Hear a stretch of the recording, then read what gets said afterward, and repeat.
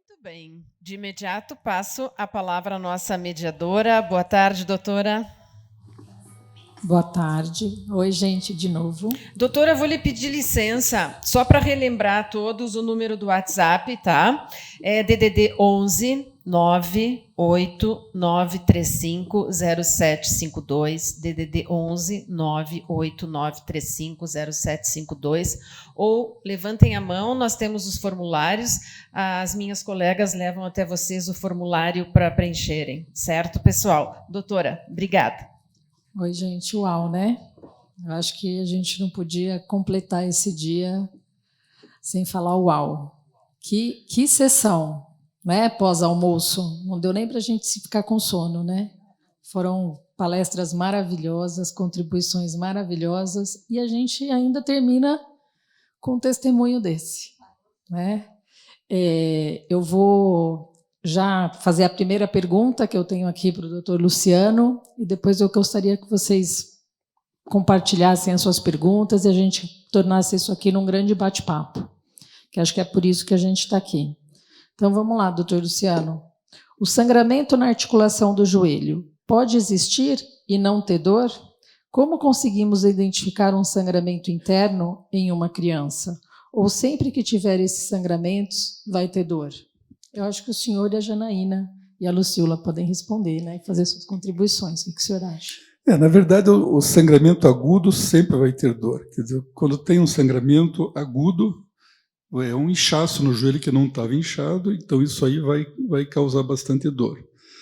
O que ocorre é que depois de vários sangramentos, vai acontecer uma inflamação na membrana sinovial, vai fazer uma sinovite, quer dizer, esse joelho vai ficar mais edemaciado, vai ficar mais como se fosse inchado, mas não tem líquido dentro, não tem sangue dentro. Vai ter só a membrana sinovial que está bem espessa. Então, você passa a mão na articulação do joelho e ele está bem inchado. Então, se olhando, parece que ele está inchado, mas, na verdade, é uma sinovite. E isso pode não ter dor naquele momento, mas o que ocorre é na fase aguda mesmo. Depois, ele pode até não ter dor. Na sequência, a história natural, se você não fizer a profilaxia, obviamente, vai fazer uma degeneração articular. O que ocorre é que muitos de vocês acham que quando tinha dor e tomava fator, a dor passava. E depois de uma altura, você tem dor e você toma fator e a dor não passa mais, porque já houve uma degeneração da articulação. Então, é diferente uma dor de uma hemartrose de uma dor de uma artropatia hemofílica. Então, são situações distintas e, obviamente, de tratamentos distintos também. Então, o objetivo, obviamente, é evitar que chegue nessa fase de artropatia hemofílica, que daí não adianta ficar tomando fator. Doutor, agora eu tomei fator e não está resolvendo nada. Realmente não vai resolver, porque não é um sangramento. É uma degeneração articular, é uma artrose, uma degeneração da cartilagem articular, e isso realmente causa bastante dor. Não sei se é isso que vocês queriam ouvir.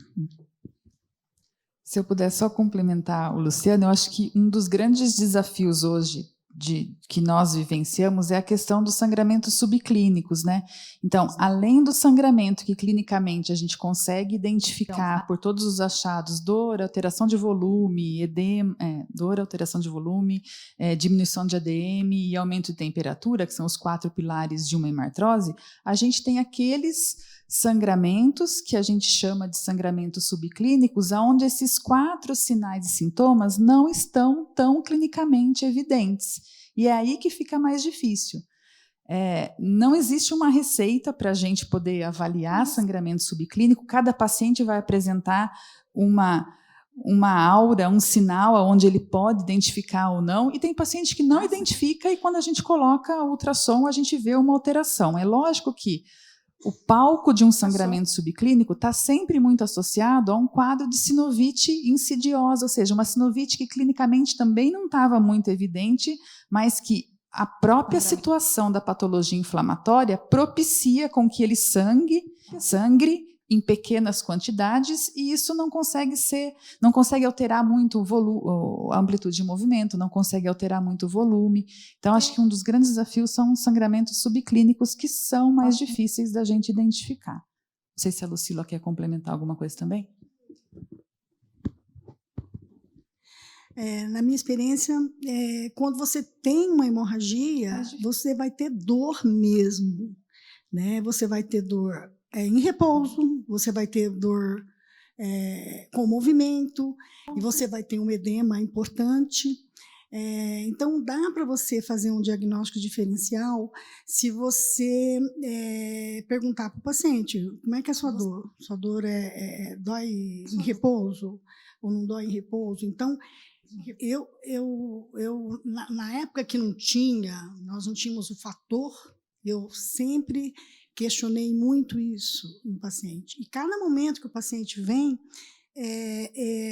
eu faço a avaliação e pergunto: você tem dor? Como é essa dor? Qual o grau? Dói no movimento? Não dói no movimento? Porque eu acho que é importante você fazer essa pergunta para o paciente. E a dor de uma sinovite, né, ou a dor de uma artropatia, o paciente às vezes refere para mim: eu de manhã cedo eu levanto, eu tenho uma dor matinal. E mesmo ele tendo um edema nele, às vezes ele tem um edema, né? E depois, conforme eu vou andando, a dor desaparece. E só no final do dia que eu vou ter novamente a dor, né? Ou uma dor mais intensa. Então, acho que dá para a gente diferenciar a hemartrose de uma sinovite, ou se tem uma sinovite, tem uma recidiva de hemartrose. Então, aí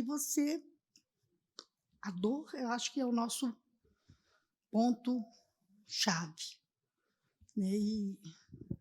É que hoje também a gente está num cenário um pouco mais profundo, porque a própria Manco Johnson, quando fez as suas publicações, pacientes com ressonância, pacientes em profilaxia primária, sem relato de sangramento, ou seja, o paciente não sabe que sangrou, mas quando ele vai fazer a ressonância, ele tem um score alterado de ressonância. Então, mas se ele não viu que ele sangrou, por que a ressonância está alterada? Ou seja, esses sangramentos subclínicos a gente tem dificuldade de identificar, e aí nem sempre o parâmetro da dor vai ser o pilar principal, mas realmente é um dos carros-chefes, né, a gente se basear na dor, mas a questão dos sangramentos subclínicos é um desafio para todos nós, não é, Melina?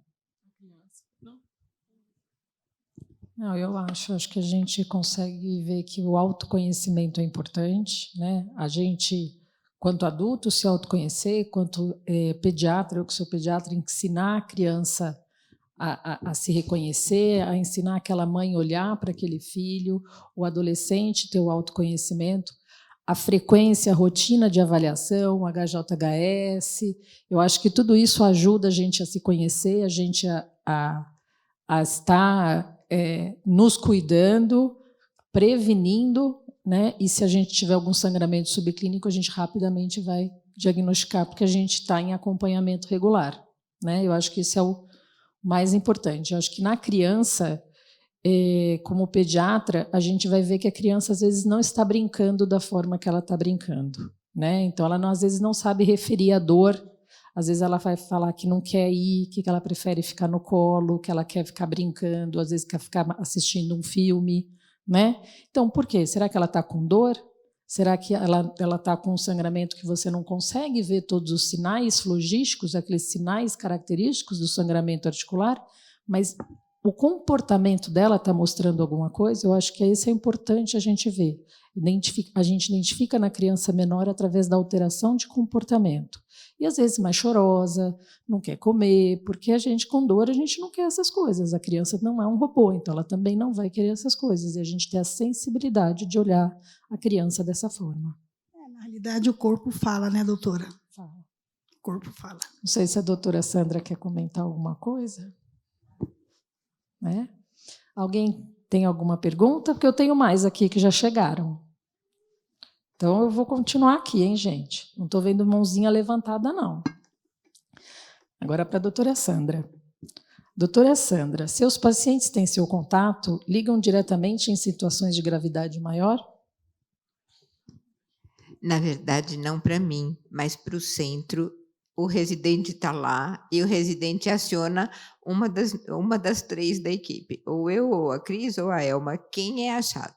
A gente não tem uma escala de plantão, a gente tem a escala do quem pode atender. Então, existem alguns que têm meu contato, sim, por outros motivos, não necessariamente por conta do acompanhamento clínico, né? Sei lá, teve algum episódio que foi uma fotografia ou foi não sei o quê, alguns deles a gente tem isso sim, mas a Cris tem mais. A Cris tem mais mães desesperadas necessitando do telefone para se manter, mas o bom é que na maioria das vezes não tem chamadas que não são verdadeiramente necessárias. Isso é bem interessante, porque a gente não pode ficar de plantão 24/7, 365, né? E então eu acho que há esse respeito, vamos dizer assim. Quando é um desespero, sim, a gente chama. Quando não, a gente é acionado pela instituição, pelo serviço.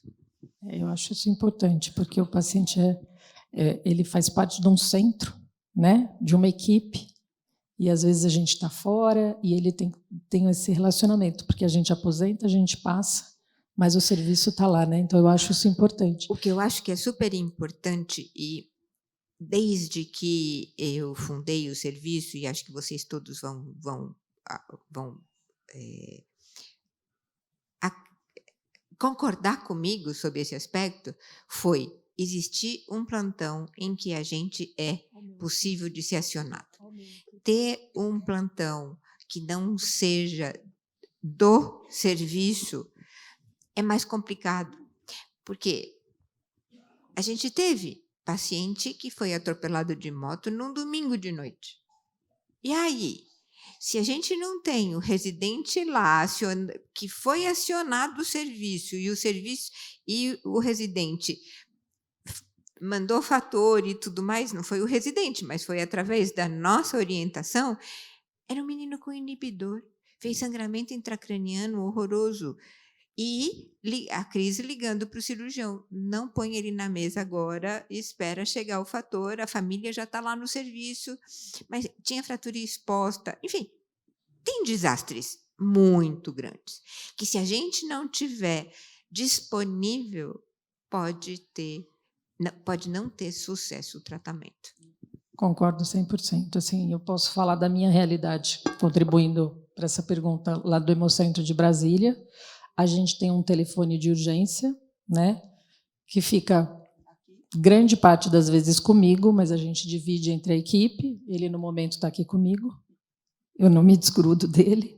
Então, assim, todos os pacientes têm esse contato, todos os familiares, todos os serviços. Então, às vezes, se acontece alguma coisa, rapidamente a gente é acionado para poder organizar e orientar da melhor forma. Então, eu acho que o importante é ter um contato e ter uma linha direta com o centro tratador.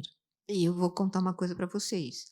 Frente à gestão do hospital, tem sido uma luta insana manter esse tal desse contato. Por quê? O hospital não acredita, não entende que nós somos o centro de tratamento que vai ajudar ou não a vida daquelas pessoas que às vezes estão em risco. E eles só pensam em números. Vocês atendem pouco, por que tem que ter o plantão? Por que tem que ter a porta? Não temos mais pronto-socorro, mas quando tínhamos era um pouco mais fácil. Então, vocês, como população que precisa desse atendimento, por favor, se manifestem, se mobilizem e ajudem os serviços a conseguir manter isso, porque nem sempre nós, como tratadores, estamos tendo força para isso. Alguém tem alguma pergunta? Então, eu vou continuar aqui. Agora, para o Dr. Luiz. Com quantos meses bebê deve passar pela primeira consulta odontológica? Desde que nasce. No dia que nasceu, o primeiro dia que a mãe vai no hemocentro com essa criança, ela deve passar pelo cirurgião dentista. Se o hemocentro não tiver um cirurgião dentista, na sua unidade básica, se não tiver odontopediatra, é o cirurgião que está lá. Porque o primeiro contato que se tem com uma criança e com a mãe, Naquele momento, muitas informações podem ser repassadas que vai tranquilizar essa mãe e vai dar uma vida muito mais tranquila para esse ser que nasceu. Alguém tem alguma pergunta? Então, eu vou continuar. Eu acho que é uma pergunta para a doutora Sandra, para o hematologista, não, doutora Sandra, para o hematologista, mas que eu acho que o Luciano pode contribuir também. Quando um paciente machuca o joelho... Opa, entrou um monte de pergunta aqui. Quando o paciente machuca o joelho e toma durante vários dias as doses de fator, porém o sangramento não para, então o paciente pode estar com inibidor? Sim, é uma das situações em que a gente vai ter que investigar o inibidor antes do tempo, vamos dizer assim. Qual é essa situação? A não resposta habitual ao tratamento. Então, pode existir um trauma maior, um memar monstro, como eu costumo chamar, que não respondeu adequadamente, mas é obrigatório investigar o inibidor, sim. Claro que também tem que ver a parte, não só do fator, tem que ver a parte daquilo que a gente falou, fazer gelo, fazer repouso, porque às vezes você faz só o fator e a criança continua pulando e saindo, e não tem que segurar naquela fase aguda, é importante fazer repouso, gelo, imobilizar até que cesse o sangramento mesmo, para Porque depois poder voltar. quando tem o sangramento e continua com toda a movimentação deles, ressangra, né? Pois é, com certeza. Então, não é que é falha do tratamento, é um novo sangramento. Por isso que tem que dizer, gelo, repouso e imobilização. Tem que ficar quietinho lá e fator, obviamente. O que a gente não consegue, né, Luciano? Sempre. E acho também consultar o médico, né? Porque com o tratamento domiciliar pode estar sangrando, os familiares ou o paciente faz o tratamento, né, para estancar a hemorragia, mas importante consultar o médico, né? Como disse a Janaína, nem sempre a dose do tratamento é a dose da profilaxia. Eles estão orientados a fazer a dose em domicílio, em geral, a da profilaxia. São orientados a bateu, teve algum trauma, faça uma segunda dose. Mas não melhorou? Vem para o serviço para a gente poder avaliar e entender o que está acontecendo. Várias podem ser as possibilidades. Uma é inibidor, verdade, mas outras tantas foi o que o Luciano falou, ou a dose está inadequada. Errada, né? Sim, com certeza. Então, alguém quer fazer algum comentário? Então, eu vou fazer uma outra. Continuando aqui, essa é uma questão mais individual que chegou aqui, que eu vou ler. Passei pela situação de ter microsangramentos por um longo período no quadril e não ter percebido. Sentia somente umas fisgadas e mais nada. No meio da pandemia, comecei a ter crise de fortes dores e a procurar a hematologista. Ela solicitou ressonância e raio-x e foi constatado que eu já estava com artrose com desgaste ósseo. Hoje sinto dores diárias, muitas vezes o tramal não faz efeito. Verifiquei com a hematologista de procurar um ortopedista ou reumatologista e ela disse que não iria adiantar porque eles não poderiam ajudar. Nesse caso, o que devo fazer? Procurar ou não? Existe algo que pode ajudar a aliviar as dores? Sim, é claro que existe. Você tem que descobrir qual é a causa do processo, uma artrose por artrose de desgaste da cartilagem ou uma artropatia hemofílica, que também, infelizmente, ainda é comum. E começa com microsangramento, começa com pequeno sangramento, como em qualquer articulação.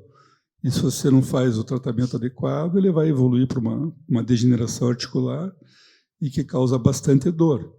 Então, tem que fazer uma avaliação ortopédica e radiológica, não precisa nem ser ressonância, só uma radiografia simples, você consegue fazer o diagnóstico que você tem uma uma artrose ali, uma artropatia hemofílica. E sempre tem tratamento, nem que seja fazer uma cirurgia, uma artroplastia total do quadril que acaba resolvendo o problema. Eu acho que sempre que algo está fora do teu normal, se você dividir essa queixa com mais pessoas da equipe, eu também acredito no que o Luciano falou, sempre tem algo a fazer, por pior que esteja a situação. E pelo seu relato, a situação está muito difícil, tal, e eu acho que a gente tem que buscar uma alternativa para isso, seja ela qual for. De repente, nós, como fisioterapeuta, a gente pode ver o tipo de lesão. Sempre que tem uma lesão articular, a musculatura está muito envolvida, então a gente pode fazer um plano para trabalhar com alongamento, para trabalhar com uma terapia manual, que técnica que vai ser melhor, mas eu acredito que sempre há o que ser feito. Tem um filminho na internet, no YouTube, que chama Função Articular, Joint Function em Hemofília, que é muito bonitinho, que mostra essa degeneração e que eu gosto de mostrar para muitos dos pacientes para eles verem o que acontece. E eles falam uma coisa que eu acho que nesse caso é muito importante. Se você sente alguma coisa, faça alguma coisa. Não adianta ficar esperando. Às vezes tem essa história. Eu bati, mas eu achei que não ia sangrar. Não, bateu, tem que fazer alguma coisa. Como nesse caso, tem dor, tem que fazer alguma coisa sim. A gente não precisa ficar sentindo dor, não é mesmo? Mas ali, no caso que ele relata, é o centro de tratamento que diz que não tem o que fazer. Eu acho que a pessoa tem que procurar uma segunda opinião, né? Por não se contentar com essa resposta do centro de tratamento. Isso aí, infelizmente, é comum com meus colegas ortopedistas, a maioria não tem vivência com a hemofilia e se assustam quando veem uma radiografia que é bem mais complicada e o paciente é hemofílico, eles não sabem o que é, e não tem o que fazer. Já vi vários pacientes me procurarem que o ortopedista disse que não tinha o que fazer, que era melhor ficar assim, que não tinha o que fazer. Então, é falta de conhecimento das pessoas que estão atendendo. Então, o paciente, o portador de hemofilia tem que procurar realmente uma outra opinião para ver se realmente sempre tem o que fazer, né? Por isso que, como a Sônia falou mais cedo e a gente tem falado, a disseminação do conhecimento, o trabalho de formiguinha é fundamental para melhorar a nossa qualidade de vida, né? Mais uma pergunta em relação à ortohemofilia. Qual o diagnóstico diferencial de dor em uma articulação com artropatia instalada? Como diferenciar a dor de hemartrose da dor da artropatia?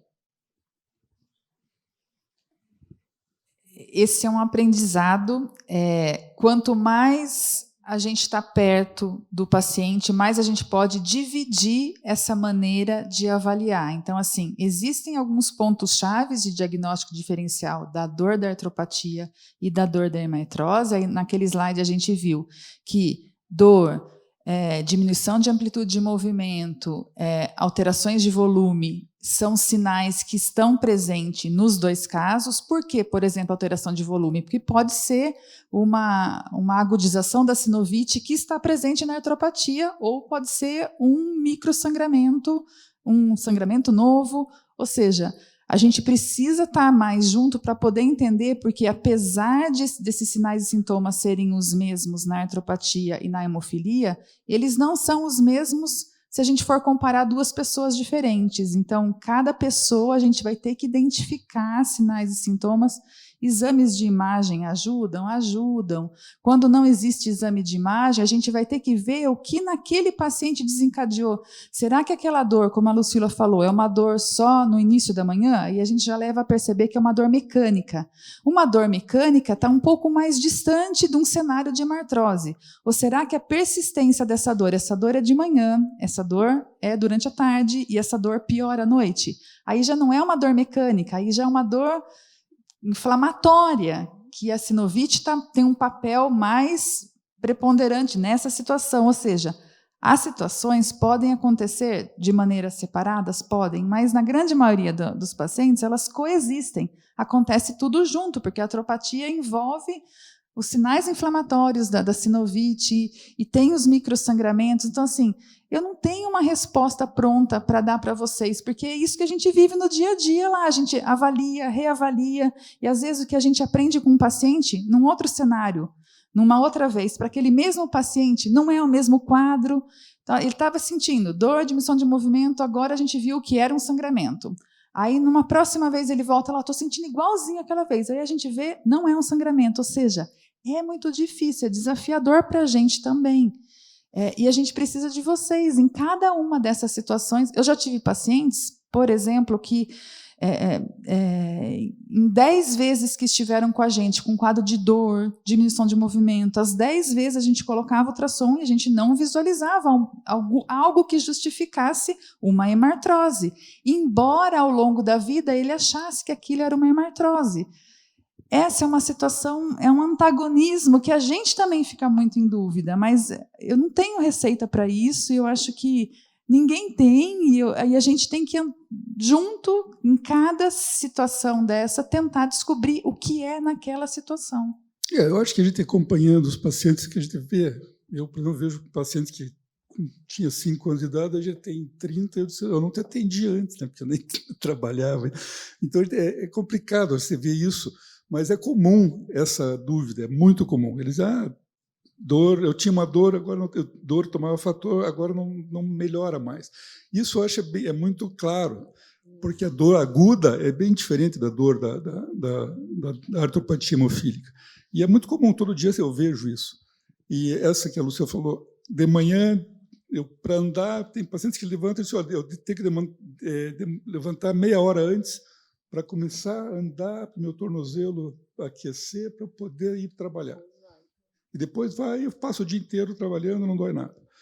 Então, isso é uma artropatia hemofílica, tá? Não é uma hemartrose. Então, é diferente, uma lesão, um sangramento agudo, normalmente, depois de uma certa idade, eles não vão mais ter sangramentos agudos, assim, como tinham quando eram crianças, porque a própria degeneração da cartilagem, da sinovial, ele vai fazer uma fibrose naquela sinovial, e a própria fibrose da sinovial diminui o número de sangramentos agudos, aqueles sangramentos grandes. Claro que vai ter esses microsangramentos, como a Janina falou, mas a dor normalmente é por uma degeneração articular, às vezes uma dor por atrofia muscular, que eles têm uma atrofia muscular, então eles têm uma instabilidade daquela articulação que causa dor também. Então, você fazendo um fortalecimento muscular, isso já vai melhorar a dor dele também. Então, não é só fazer o fator daquele momento.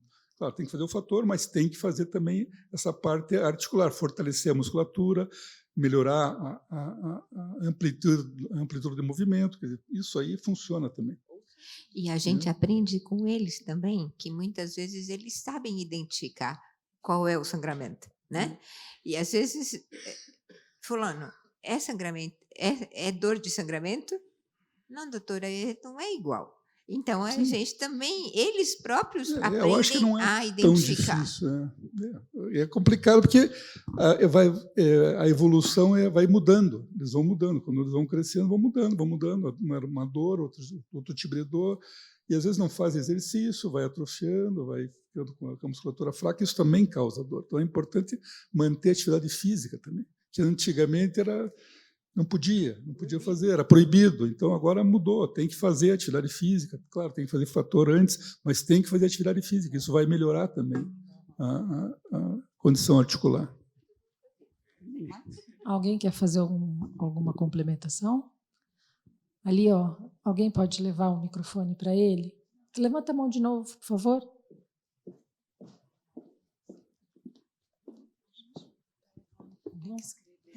E tem que escrever. Alguém pode levar um papel para ele escrever, então, por favor? Então fale, daí.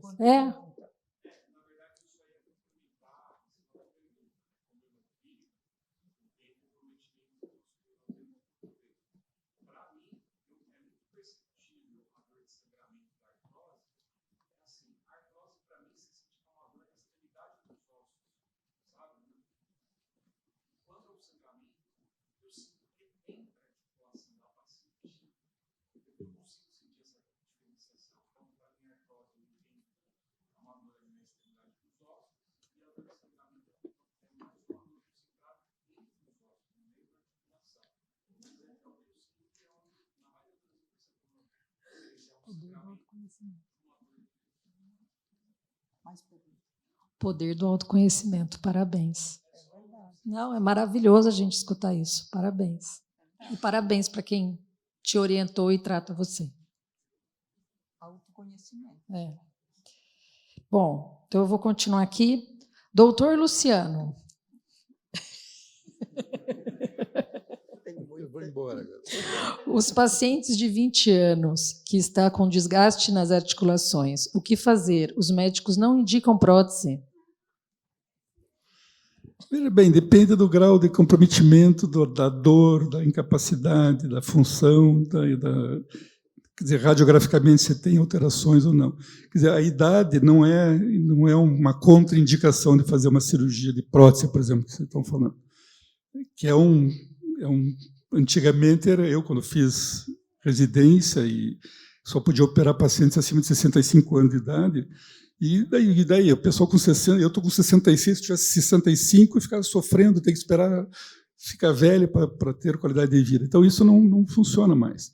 Hoje em dia, se tem indicação, tem dor, radiograficamente tem um comprometimento articular que não tem tratamento que vai resolver, você tem que operar. Não importa se tem 20, se tem 30, se tem 40.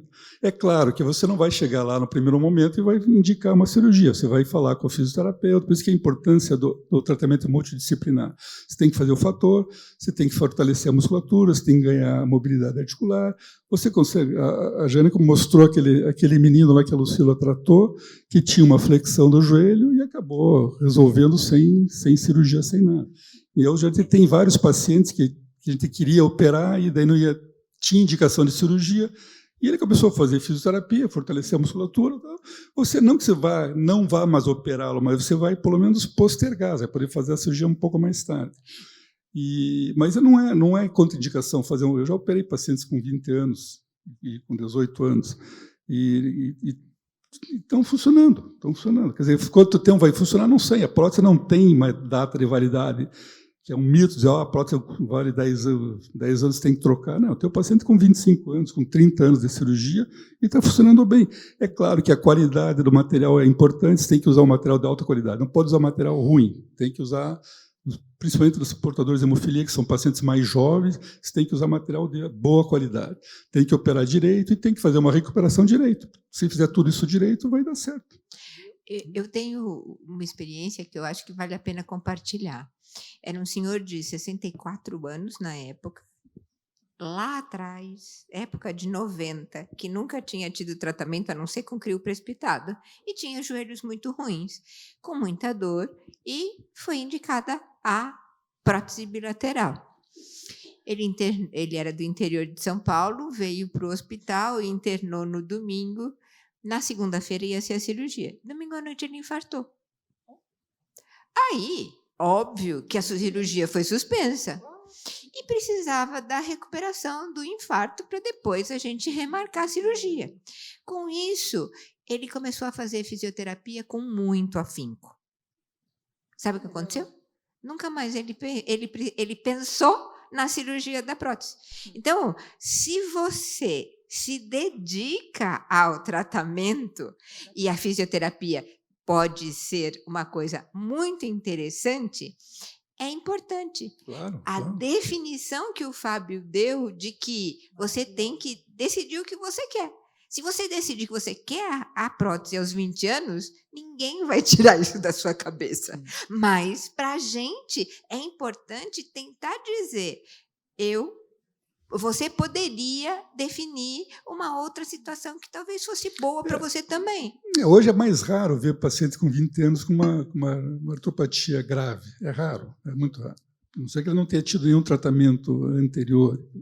Porque no passado, sim, era muito raro, muito frequente, porque não tinha profilaxia, e os pacientes sangravam e não tinham o que fazer. Então, era uma situação diferente.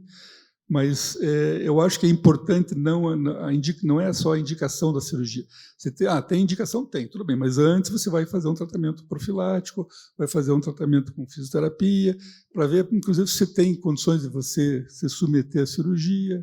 Então, tem que ter o comprometimento para poder indicar. Infelizmente, eu vou ter que sair. Tem várias, mas Pode tem perguntar várias. também. Quer que a gente te mande e depois você responde? Vai mais uma, que eu já vou. Tenho hemofilia A, ainda estou no 4º ano de medicina, trancado devido à artropatia com degeneração óssea, menisco comprometido e limitação de movimento. Como restará o meu sonho de ser médico? Não tem nada a ver uma coisa com outra. Ele vai conseguir ser médico. Tem que estudar para ser médico. Né? Mas ele já está no 4º ano de Então, medicina. tem que continuar, tem que continuar. Mas ele não consegue cursar por conta da dor. Não, mas a dor tem que Mas você vai tratar, tem que tratar. procurar um tratamento adequado. Porque se ele tem uma lesão de menisco, eventual, se for uma lesão de menisco mesmo, o tratamento é realmente simples, faz com artroscopia. Tem que ver se ele não tem uma artropatia hemofílica, daí você vai fazer uma ressonância magnética, aparece lesão de menisco, lesão de tudo. Daí é uma situação diferente. Mas eu acho que tem que procurar um tratamento adequado para que ele não tenha dor, ele tenha uma qualidade de vida. E hoje em dia não tem sentido vocês ficarem com dor. Quer dizer, tem muitos recursos para não ter dor. Tá? Até desde benzer até operar. Então tem que não é só, não pode desistir, não pode desistir. De pode ser médico, não. Isso, tá? Escolher uma especialidade. Exatamente. Que não exija muito movimento. Assim. Não, mas hoje em dia dá para fazer, tem musculação, dá para fazer, fica bom. Então tá bom, eu infelizmente vou ter que... Eu vou pedir uma tem salva mais, de palmas. tem mais. Tem mais perguntas para o doutor? Tem. Ele precisa se ausentar. Para o doutor Luciano e fisioterapeutas. eu- Paciente que já realizou artroplastia de joelho e apresenta espessura no local, qual é o procedimento? daí tem que examinar, né? Espessura que está inchado ainda, tem que...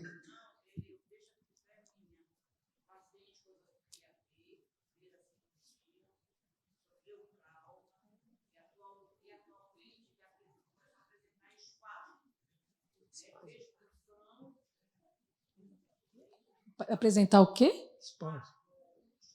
Espasmos. Tem que examinar, mas eu acho que tem que ver se não está com uma atrofia muscular, tem que, provavelmente, se não tiver nenhuma alteração na prótese, não está solta, não tem nenhuma outra coisa, uma outra causa, não tem infecção, tem que fazer um diagnóstico primeiro.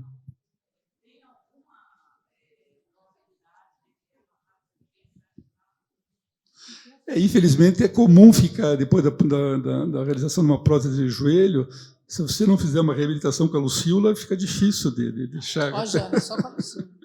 Mas aí é comum, porque é complicado. Eu digo, a prótese de joelho começa com a cirurgia, não termina com a cirurgia. Ô, doutor, Então, eu sou testemunho disso tudo, viu? Porque é se complicado. não ficar bom com essa mulher aqui, meu, eu não fico mais ninguém, não. E se não fizer, não dá certo. Vai Se não ficar com o joelho fizer, flexo, não vai conseguir dobrar. Não adianta só fazer Então, a cirurgia, exatamente. tem que seguir ali, ó, certinho a fisioterapia, passo a passo. Também, né? O pré e o pós. O Eu achei pré e o muito interessante pós-operatório. a preparação para a Vale cirurgia. ressaltar Né? também que é a alimentação. São vários. Tudo, né? A alimentação, a parte nutricional é importantíssima.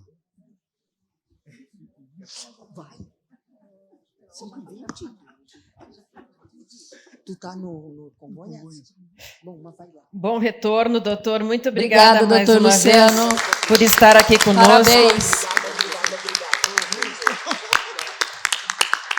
Bom, continuando rapidinho, que a gente ainda tem um pouquinho de tempo, uma pergunta para a Tânia.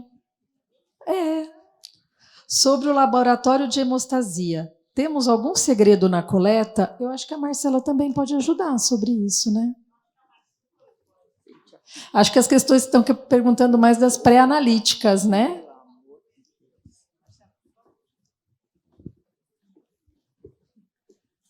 Tem, não é segredo, mas são cuidados, né, que a gente tem na coleta. Garrote é um cuidado, a gente não costuma garrotear, e quando garroteia tem que ter... Na verdade, as veias difíceis não tem como, né, porque senão a gente erra, também a gente não quer errar, mas tem que ter um limite de tempo ali.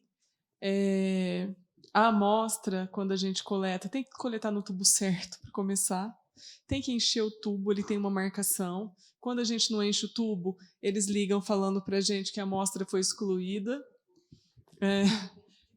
Quando enche demais é ruim porque é muito anticoagulante, pouco sangue. Então tem que estar aquela marcação certinha, né, Cá? O que mais que tem? Tem um monte de coisa.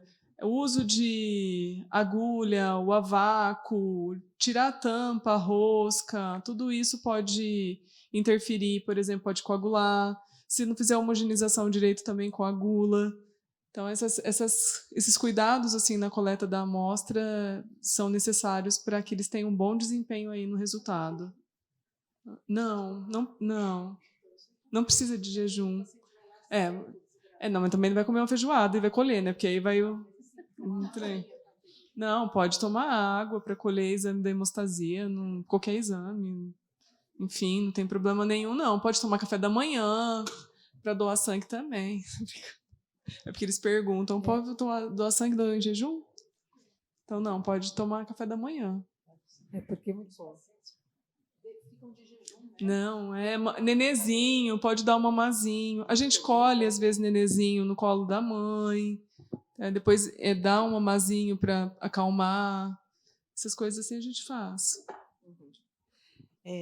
Tudo tem a ver, né? A coleta, como se coleta, o primeiro tubo, descartar o primeiro tubo, porque se a coleta for difícil, você tem que descartar. A ordem dos tubos é extremamente importante. O último tubo tem que ser para coletar hemograma, que é o EDTA, porque senão primeiro azul, ou então só pode ser até o seco, se não tiver nenhum ativador de coagulação, pode ser o seco. Descarta e depois o resto. Por quê? Porque você vai lá na veia, estimula a veia, ela libera um monte de coisinha. Fatores de coagulação que estimulam a coagulação. Então, para o fator 8 é o mais chatinho para a gente avaliar, porque qualquer coisa na coleta, a gente pode ter uma alteração no resultado, né? Outra coisa importante é a homogeneização. Se eu ficar homogeneizando muito rápido, fazer espuma, eu ativo os fatores de coagulação. Transportar rapidamente para o laboratório, transportar em temperatura ambiente, nunca no gelo, porque eu posso levar hemólise, eu posso ativar os fatores de coagulação, plaquetas. Então, tudo isso é extremamente importante. Agora, eu queria só falar uma coisinha. Posso falar? Acho que não dá tempo mais, né? É que, assim, as associações devem pressionar as suas regiões para que tenha um laboratório adequado para fazer diagnóstico. Eu vejo muita dificuldade dos centros em fazer o diagnóstico. Às vezes eles mandam para a gente, eles vão ter um resultado na semana seguinte, sendo que eles podiam ter um resultado de 1 dia, 2 dias, né? Então, se demora muito para ter resultado. Então, é um incentivo para os centros pedirem um laboratório. A gente vai fazer, agora o Ministério vai voltar de novo, todo em ação, para fazer as capacitações das pessoas, porque vocês viram que o laboratório de hemostasia, principalmente para fazer diagnóstico de hemofilia e outras coagulopatias, é complexo. É complexo. A gente precisa de automação, às vezes não tem automação, tem semi-automação, que é possível, sim, se fazer diagnóstico, desde que você tenha critérios, desde que você tenha senso de controle de qualidade. Isso aí, controle de qualidade é a coisa mais importante em um laboratório, além do pré-analítico. Então, porque os nossos reagentes são de boa qualidade. Então, é importantíssimo vocês fazerem pressão mesmo, porque os centros têm... Sei que vocês todos são acompanhados, mas tem muita gente que não tem acompanhamento, que não tem diagnóstico ainda, que não faz quantificação de inibidor. O fator é dado aleatoriamente, não sabe se ele tem mais que 5 unidades, menos 5 unidades, Bethesda, porque aí muda tudo, né? Então, vamos tentar fazer com que os laboratórios comecem a se capacitar, que fazem que os centros tenham reagentes para que sejam feitos. Por exemplo, fizemos capacitação com equipamentos que foram comprados pela Federação Brasileira de Hemofilia, e eram equipamentos bons, mas não eram automatizados. Infelizmente, a coisa não continuou. Por quê? Porque não tinha reagente. todo aquele trabalho de capacitação que eles foram para São Paulo, fizeram todo o treinamento, foi perdido, porque não tinha reagente para dar continuidade. Então, eu acho que os pacientes podem fazer uma pressão para que a coisa continue, porque é para eles. Né? É para eles.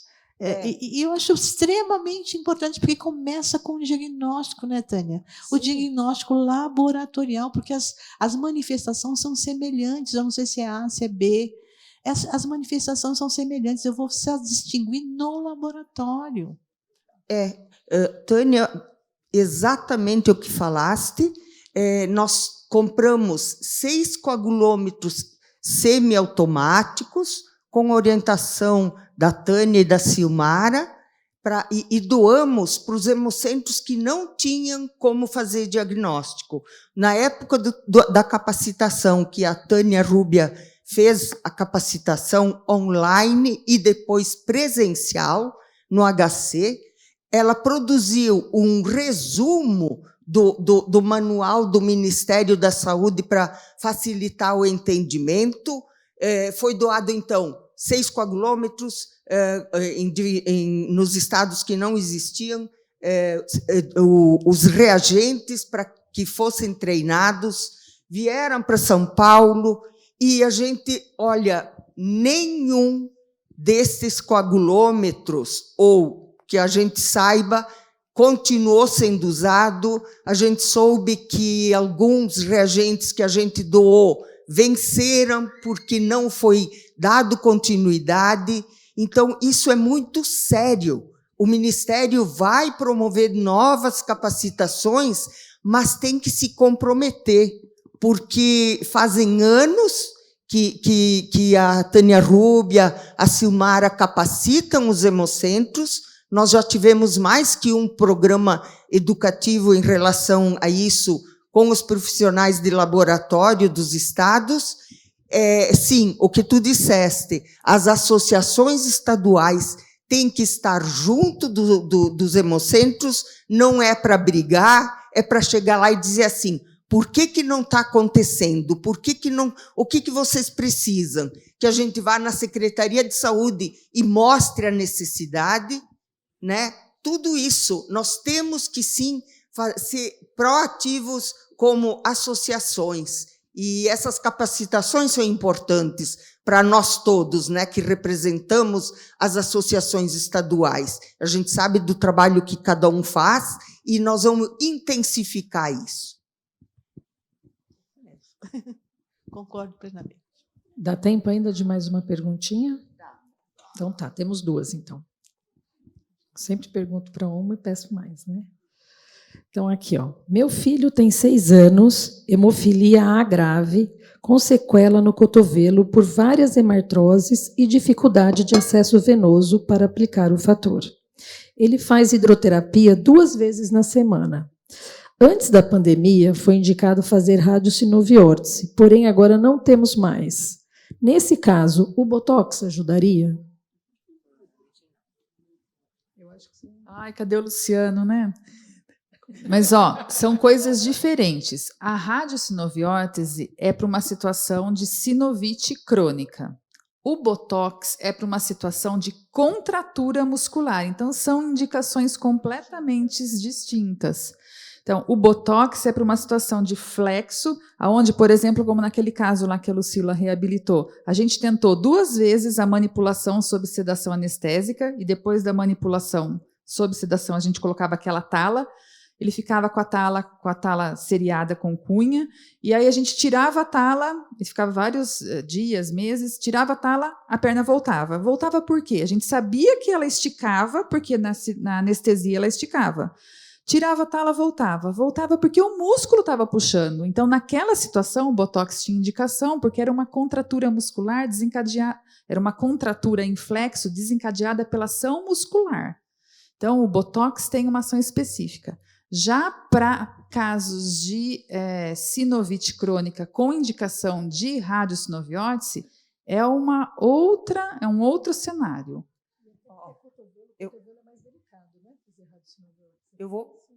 Existem indicações de radiocinovórtice no cotovelo. Hoje em dia, antigamente a gente tinha...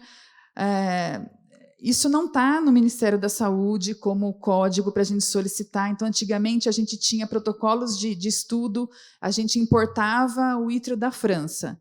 Aí, depois, aqui o IPEM começou a produzir o samário, que é um excelente radioisótopo para pequenas articulações, como, por exemplo, cotovelo e tornozelo.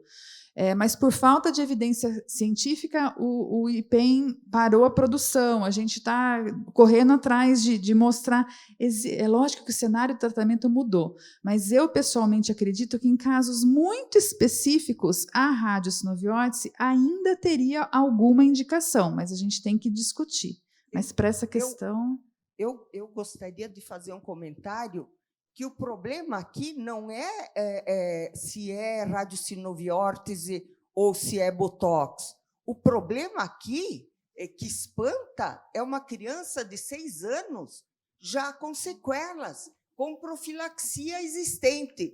O que preocupa aqui, na verdade, é ver termos um tratamento preventivo, onde a criança tem que estar inteira, brincando, sendo feliz e não tendo uma sequela, gente.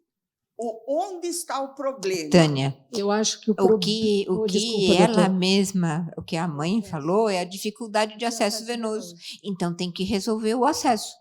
Quais são as possibilidades de solução do acesso? A Marcela fala melhor, mas a gente... mas talvez a história seja resolver o problema acesso. Sim. E uma das coisas é o pique de longa duração valvulado, que tem ido muito bem. Ou encontrar uma enfermeira habilitada. Eu posso falar isso porque eu tenho um filho com hemofilia, que quando criança era difícil o acesso, mas eu encontrei uma enfermeira que tinha um raio-x nos olhos, eu acho, e encontrava a veia. Gente, não é possível. Eu acho que tem que encontrar uma solução. Não pode, a dificuldade de acesso, algum jeito tem que dar, mas tem que fazer o fator, porque sequela, com certeza, e dores permanentes. Isso inadmissível com a profilaxia existente no Brasil e pelo SUS. Tem que ter o acompanhamento fisioterapêutico, né, Tânia?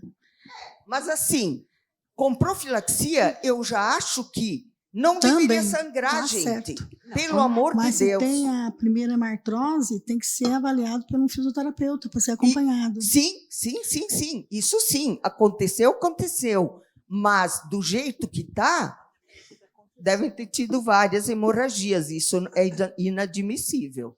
Aí tem que ver se essa dificuldade de acesso venoso é da própria família, de estar pegando o acesso, tá? Pegando a veinha em casa, ou se realmente a criança não tem acesso venoso periférico, que aí são duas coisas. Que às vezes ela tem, mas a mãe não consegue, né? O familiar não consegue fazer a punção.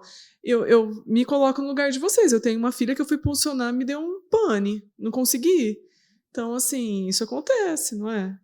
Então, aí tem que ver. Se for esse o caso, o que a gente faz? A gente treina a enfermagem do local mais próximo da residência. Um postinho de saúde, aquela pessoa que vocês consideram que consegue fazer, faz isso. Agora, se o caso for não tem acesso venoso, aí a gente pensa em, junto com o hemato, principalmente o hemato pediatra, aqui, ó, em fazer um acesso central. E aí tem algumas opções de acesso central agora. A gente está com o tempo super estourado.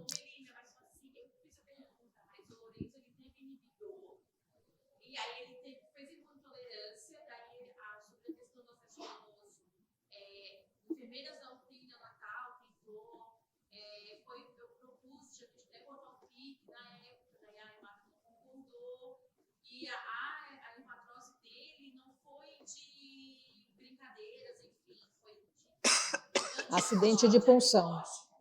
Foi a punção, mas a gente não sabia que ele tinha hemofilia na época, entendeu?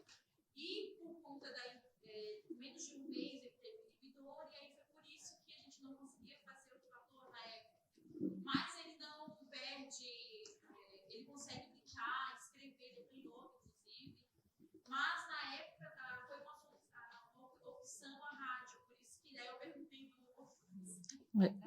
Eu acho que o mais complexo é a gente garantir esse acesso. Então, a gente, como a Marcela falou, existe treinar o familiar, verificar a possibilidade de posto de saúde, unidade básica de saúde, e quando não tem isso, PIC e catéter, apesar de ser atitudes mais extremas, são atitudes viáveis para garantir o tratamento. Cada vez menos a gente vai precisar, mas a gente pode lançar a mão disso, né? Eu acho que isso que é o importante. E sempre estar acompanhando, porque no comecinho, se a gente pega a lesão ali, a lesão no cotovelo, no comecinho, a gente, com fisioterapia, com outras medidas, consegue melhorar esse local e não ter sequela. Melina. Só um adendo, muito cuidado com os cotovelos das nossas crianças, porque joelho e tornozelo a gente percebe mais precocemente que tem alguma coisinha. Mesmo que a criança não fale, a gente percebe na maneira de andar, no comportamento e tal. O cotovelo, como é uma articulação, a gente chama de cadeia cinética aberta, porque ela não tem o peso para a gente andar, então a gente tem essa dificuldade de detectar que está acontecendo alguma coisinha errada, porque pequenos déficits de movimento já podem indicar um sangramento, mas que a gente demora mais tempo para perceber e a própria criança não tem a habilidade em falar. Então, cuidado com as articulações de cotovelo das crianças. Melina, eu queria fazer uma parte. Eu acho que tudo que a gente está discutindo aqui mostra como é importante. Quase tudo tem solução. A única coisa que a gente precisa é ir atrás da solução. Então, o seu filho, que tinha uma dificuldade de acesso venoso, conseguiu fazer imunotolerância. Então, assim, já não tem mais, né? Foi uma coisa do passado. Então, isso é que eu acho que é importante. E como hematologista, eu vejo isso muito de perto. Todos nós temos chance de recorrer ao conhecimento do outro profissional que vai nos ajudar a solucionar. E não deixar passar, seja lá o que for, não deixar passar. E discutir o que a gente pode fazer, dando essa orientação para o acompanhamento mesmo. Vou fazer a última pergunta aqui. Já me falaram que a gente estourou completamente o tempo, mas eu tinha mais uma pergunta, então a gente vai usar. Meu filho pretende fazer fator todos os dias, porque pretende fazer atividade física. Isto é certo? Eu acho que a gente entra numa discussão muito ampla, e aí eu acho que a gente pode concluir com essa pergunta, que eu acho que a gente acho que pega todos aqui, né? Eu começo assim, fazer atividade física é muito bom. O que a gente tem visto na pediatria agora, não só nas coagulopatias, mas na pediatria em geral, é estressar as crianças de tanta oferta. A criança precisa de ociosidade também, de não fazer nada, de descansar. Isso faz parte do crescimento cognitivo da criança. Então, às vezes, expor a criança a ter uma atividade, uma agenda lotada, não é saudável. Então, será que eu preciso fazer atividade todos os dias? Ou é porque é um atleta? Ele vai fazer uma atividade, ele é atleta e vai praticar esse esporte de uma outra maneira. Aí a gente tem que ver farmacocinética, a gente tem que ver condição articular, ele tem acesso venoso para todos os dias. Eu acho que a gente pode discutir várias coisas nesse tema aqui. Acho que é bem individualizado, né? Mas acho que uma coisa que é importante, eu tive um caso desse, ainda tenho, a farmacocinética. Eu acho que se a família e a pessoa entender a farmacocinética dele, ele também vai entender e vai julgar se tem necessidade realmente de fazer infusão de fator todos os dias. Então, qual é essa atividade?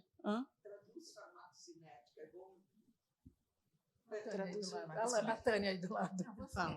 A farmacocinética é como entra a droga, né, no seu organismo, como ela é distribuída e eliminada no tempo, né, no tempo X no tempo X. Então você vai tomar aquele medicamento e você vai ficar medindo o fator 8 de tempos em tempos, por exemplo, a recuperação. 15 minutos, 30 minutos, e você vai ver quanto está sendo recuperada esse fator que você infundiu. E depois a vida média, você continua avaliando o fator 8 para ver em quantas horas você tem um decaimento de 50% daquele fator que você infundiu. Então, é extremamente importante, principalmente, primeiro, para quem faz imunotolerância, ver depois se teve sucesso ou não. Se você tem alguns anticorpos que não são neutralizantes, como a gente chama, você tem lá, você faz a quantificação, deu negativo, mas você pode ter ainda um resquício de um outro inibidor que diminui o tempo de vida desse fator na circulação, e você detecta. Ou então você quer saber, eu quero meu paciente faz assim, ele tem esse tipo de atividade, e eu vou infundir o fator, eu quero ver a vida média dele na circulação, para eu poder saber como eu vou dar esse fator, em quanto tempo, quantas vezes, para adequar toda a vida dele, né, que ele tem de atividade, com esse tanto de fator que eu infundi. Eu posso fazer uma perguntinha em cima dessa pergunta bem interessante? Do fator antes da atividade física. Eu lembro que até a Lu, ela me liberou aqui, quando eu já estava legalzinho, depois da cirurgia. Ela falou assim, nego, você já pode fazer a academia, já pode treinar. Eu, dentro da minha consciência, eu não vou entrar numa academia sem ter o fator. Eu me preparava, mas espera aí, eu vou puxar um piso, eu vou tomar o fator na segunda-feira. Como eu já estava bem, eu tomava só 2 dias na semana. Eu tomava na segunda e na quinta. Aí eu treinava na segunda, quarta e sexta-feira. Treinava no maior segurança, sem ter nenhum tipo de hemorragia nem sangramento. Eu acho que você tomava o fator 2 vezes na semana, Sim. não porque você estava bem, é porque a sua farmacocinética te possibilitava esse estilo de vida. Demora mais tempo, né? Mais tempo na circulação.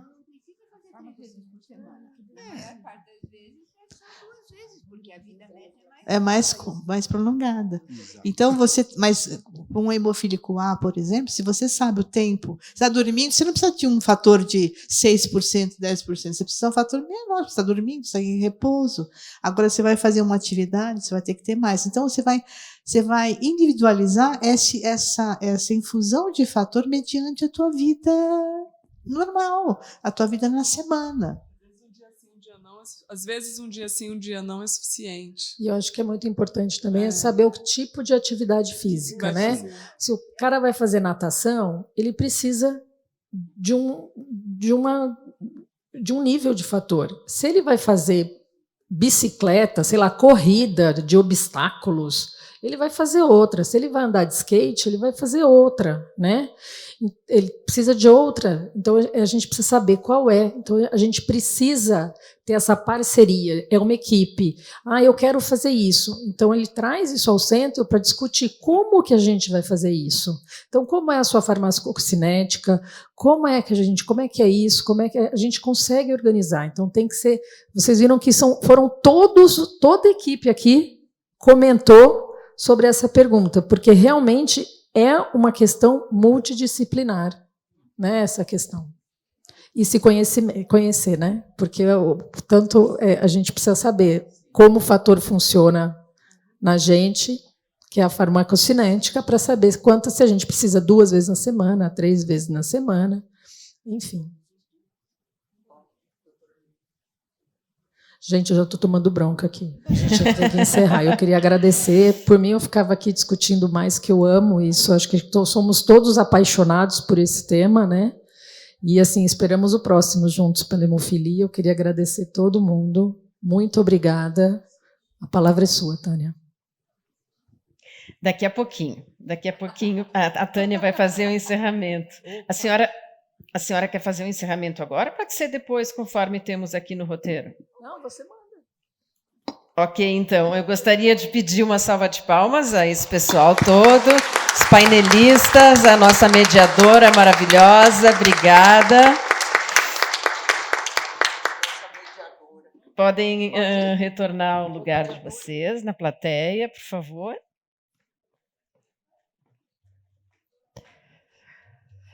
Os queridos palestrantes, parceiros da Federação Brasileira de Hemofilia, nosso agradecimento pelo conhecimento compartilhado no dia de hoje. Temos a certeza que o maior evento da hemofilia do Brasil foi de muita valia e aprendizado para todos.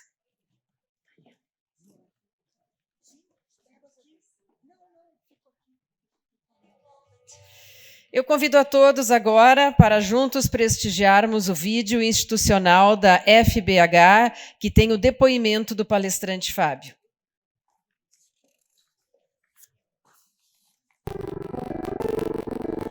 O Thiago foi tomar vacina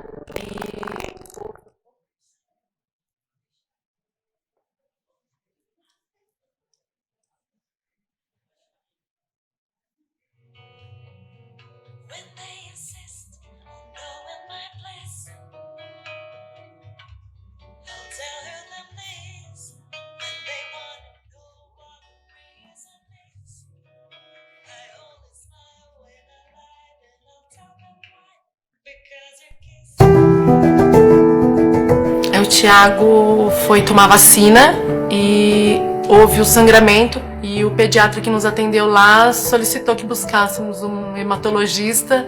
Em 89, eu fui diagnosticado com a hemofilia. Tive um filho que nasceu com mutação genética.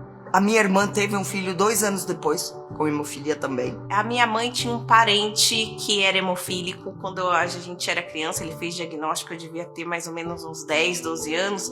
E pensar de que era uma pessoa hemofílica, a gente tinha a história do Betinho, do Enfio. Muitos pacientes foram contaminados pelo vírus da HIV, devido ao plasma.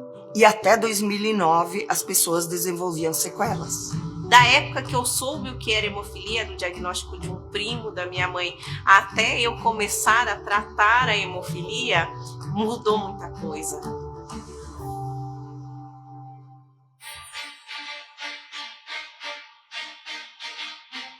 Em 1976, um grupo de pais se reuniu para buscar melhorias no tratamento ou buscar tratamento naquela época. Eles juntos viam nos congressos, nas viagens fora, os avanços que iam tendo lá fora e que sempre lutaram para que a gente tivesse isso no Brasil. Hoje, nós já temos 24 associações representando os estados. Se não existisse a federação e essas pessoas que brigam por hemofílicos, o nosso filho não tinha tratamento, nós não teríamos recursos para ter esse tratamento para o nosso filho. Muito mudou de lá para cá. Os antecessores a nós tiveram uma batalha grande para justificar e para conseguir a possibilidade de tratamento que a gente tem hoje. A Federação Brasileira de Hemofilia, ela representa muito pra gente.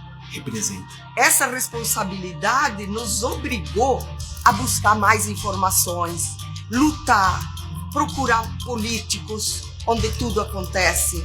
Nós conseguimos triplicar o orçamento e fazer com que o Ministério da Saúde entendesse a necessidade de levar um tratamento adequado para fazer a mudança que o Brasil precisava. Quando a gente teve o Thiago e quando a gente descobriu a hemofilia, já tinha chegado até o Brasil essa medicação. O tratamento é repor o fator coagulante e com essa reposição a pessoa pode ter uma vida normal. Você faz a profilaxia para evitar um sangramento. Aí você pode ter a vida normal, vai brincar, aquela coisa sempre mais dentro do limite. A federação teve um papel importantíssimo na vida de todos eles. É uma doença rara, de alto custo, e que as pessoas comuns hoje, nós brasileiros, não teríamos condições de pagar. E eles estão tendo oportunidades e muitos deles estão levando a oportunidade adiante. A gente aqui só faz regar a plantinha para que ela floresça, né? Eu venci, eu lutei e tô aqui, ó. E esse homem que você tá vendo é aquele homem que é menino lá atrás, passou por tudo isso. Um cidadão pleno, bem tratado, ele gera impostos, ele ajuda na construção do Brasil. É isso que nós precisamos.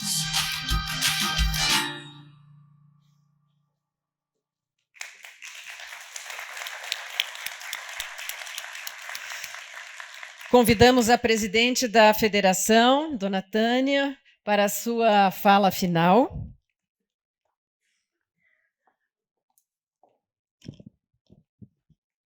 Bom, boa noite a todos. É lindo ver que está todo mundo aqui. Eu acho que se a gente fosse até às 19h, como a doutora Melina queria, todo mundo estaria aqui. Uma delícia ver o interesse em aprender, em compartilhar conhecimento. Dizer que a Federação Brasileira de Hemofilia, nós estamos extremamente felizes com o 4º Juntos pela Hemofilia, que cada evento vai melhorando, vai avançando mais.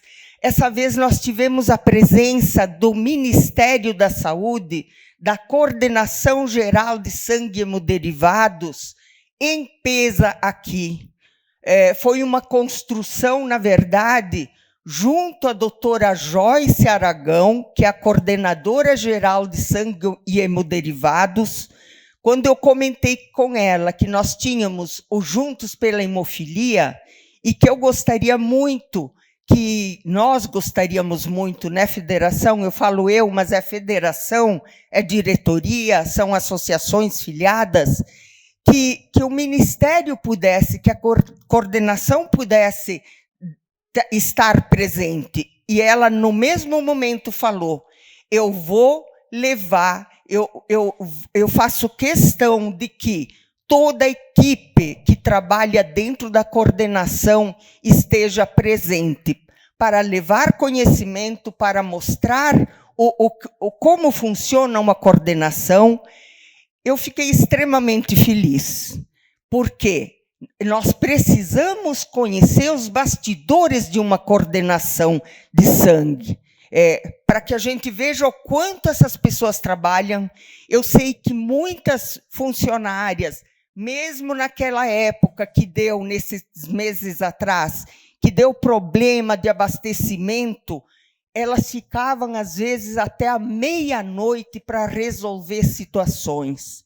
Então, gratidão imensa a todos os componentes da Coordenação Geral de Sangue e Hemoderivados, pela harmonia entre o trabalho da Federação Brasileira de Hemofilia, dos hemocentros, que é onde o tratamento está perto do paciente, como a gente falou, que é uma determinação, uma orientação do Tribunal de Contas da União, que o Ministério seja o comprador, o que faz as políticas públicas, e que o tratamento esteja dentro da hemorrede, dos hemocentros. Se vê movimentos, às vezes, querendo tirar o tratamento das pessoas com hemofilia, só porque hoje em dia o tratamento não é mais, quase não é mais só derivado de sangue, do plasma, mas deu para ver aqui como o tratamento não é só medicação. Começa tudo com o fator sim, com o diagnóstico, com as medicações, com o que nós conquistamos, a triplicar o orçamento. Hoje em dia está muito grande o nosso orçamento, graças ao nosso trabalho, não é além do necessário. Nós podemos ter o tratamento preventivo e as novas tecnologias que são aprovadas pela Conitec. A Federação Brasileira de Hemofilia, junto com os hemocentros, junto com a coordenação, conseguiu avançar e mostrar para a Conitec a necessidade de novas terapias para melhorar a qualidade de vida das pessoas, mas hoje em dia não é mais admissível ver crianças com deficiências físicas. Nós temos que solucionar essa parte. E todos nós podemos ver durante o dia, durante a manhã, durante a tarde, como é importante que o tratamento das pessoas com hemofilia, von Willebrand e outras coagulopatias hereditárias continue sendo feito dentro dos hemocentros do Brasil. Fora isso, o tratamento vai se perder, o cadastro se perde e os profissionais não serão especializados nesse assunto. A gente vê quanta demanda surgiu, né, de quem está ouvindo, de que, sim, é preciso ter conhecimento e muito conhecimento dos tratadores especializados. Então, vamos nós, a federação, junto às 23 associações que compõem a Federação Brasileira de Hemofilia, trabalhar junto aos estados, ser parceira dos hemocentros para melhorar a estrutura física e de recursos humanos e conseguir tratar as pessoas que não tiveram acesso ao tratamento preventivo, às cirurgias ortopédicas. É de interesse também do Ministério da Saúde, da coordenação de sangue, resolver essas situações. E continuaremos trabalhando junto com os tratadores. Quando eu falo hemocentro, são os tratadores, né? Todos, equipe multidisciplinar, a coordenação de sangue, a federação vem batalhando muito por novas terapias e, principalmente, para que sejam sustentáveis, para que a gente, a partir da conquista de uma nova terapia, que ela continue sendo disponibilizada. Obrigada a todos. A gente sai muito satisfeito. Gratidão à diretoria da Federação Brasileira de Hemofilia, que dá o suporte necessário, e às associações que são nossas grandes parceiras. É muito lindo ver a harmonia de trabalho das associações estaduais filiadas à federação. Realmente, nós somos fortes, nós vamos avançando e somos reconhecidos pelo trabalho sério, ético que a gente vem fazendo há 47 anos. Agradecer ao CHESP, que foi onde tudo começou. O CHESP, o Centro de Tratamento de Hemofilia de São Paulo, iniciou em 1966 e em 1976 a doutora Olga Chatan, que nós tivemos a oportunidade de tê-la aqui em 2019 e homenageá-la, foi onde tudo começou. Eles viram a necessidade de uma federação, que é a representação máxima, que é a representação soberana em nosso país, e frente à Federação Mundial de Hemofilia, e frente à Coalizão das Américas. Hoje, tanto federação como o Ministério da Saúde, a coordenação de sangue e os centros de tratamento são uma referência internacional. Nós somos procurados por vários países para conhecer como a federação conquistou esses avanços. E a gente está disponível, sim, para todos os países. Eu queria também convidar aqui, junto comigo, a doutora Melina Suain, que ela é a coordenadora, a presidente do Comitê Técnico de Assessoramento do Ministério da Saúde, representando todo o nosso comitê. Não vou nomear o nosso comitê técnico, mas todos os que estão aqui representam, né, os que foram convidados. Doutora Melina, a palavra é tua. Meu Deus. Depois dela falar tudo isso. Gente, acho que eu tenho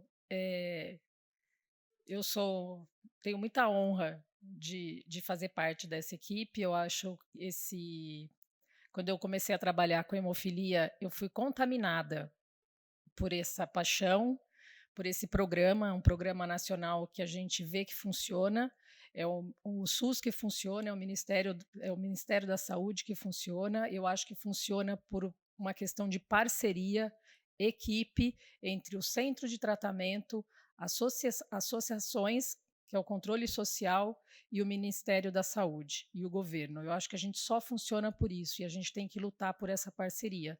Então eu tenho muito orgulho e me sinto muito honrada de fazer parte dessa equipe maravilhosa, de todos eles que palestraram aqui, porque a gente luta pela essa qualidade, essa melhoria no tratamento e manter esse tratamento e cada vez avançar mais. Então eu só tenho que agradecer. Obrigada a todos vocês palestrantes e obrigada a vocês que vieram aqui, porque é por vocês que a gente faz tudo isso.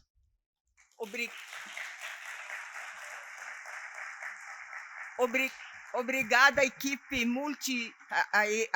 multidisciplinar que palestrou à tarde, e nós não poderíamos esquecer de falar na Carla Massens e na Veronice Paim, que nos bastidores elas não aparecem, mas fizeram acontecer esse evento. É verdade. A Midas também, que é o 2º ano que trabalha conosco e que faz um trabalho maravilhoso.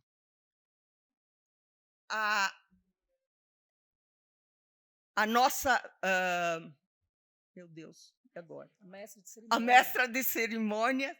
Agradeço pela condução do evento, que foi maravilhoso.